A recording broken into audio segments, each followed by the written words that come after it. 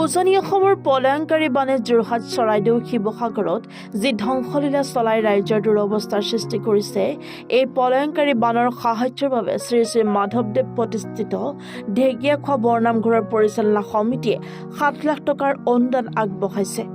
পৰিচালনা সমিতিৰ সভাপতি প্ৰবীণ কলিতাই জানিবলৈ দিয়া মতে এই সাহায্য বান দুৰ্গতসকলৰ কাৰণে তৎকালীনভাৱে মুকলি কৰিছে।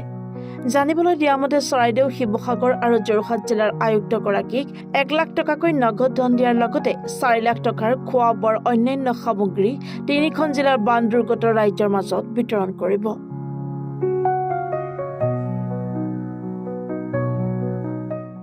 মহাপুৰুষ শ্ৰী মাধৱদেৱ ঢেকীয়াখোৱা বৰনামঘৰে 24 তাৰিখে কালি এখনে আমি ঢেকীয়াখোৱাবাসী ৰাইজ পৰিচালনা সমিতি একত্ৰিত হৈ আমি বান দুৰ্গতসকলৰ কাৰণে এখনে ৰাজহুৱা সভা অনুষ্ঠিত কৰা হ'ল। এই সভাতে আমি জয় জয়তে প্ৰভু ভগৱন্তৰ ওচৰত আমি সেৱা জনাই বান দুৰ্গতসকল কুশলে মঙ্গলে থাকিবলৈ আমি আশীৰ্বাদ প্ৰদান কৰা হৈছে।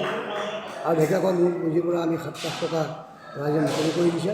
4 লাখ টকা বান দুৰ্গতসকলৰ কাৰণে বয় বস্তু কিনিব আৰু 3 লাখ টকা আমাৰ চৰাইদেউ, শিৱসাগৰ আৰু যোৰহাট এই 3খন ডিষ্ট্ৰিক্টৰ আয়ুক্তসকলৰ হাতত অৰ্পণ কৰা হ'ব।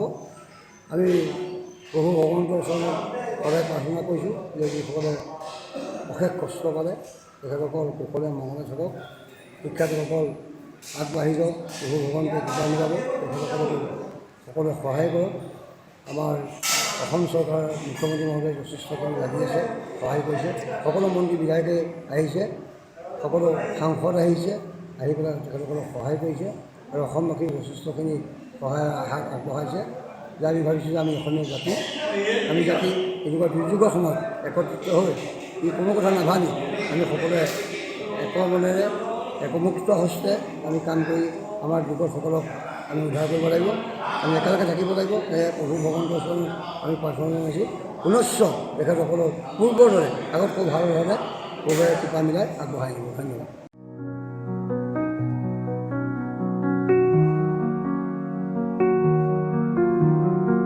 টিয়কৰ পৰা বিৰাজ বৰাৰ ৰিপৰ্ট, এনি ভাৰত 24।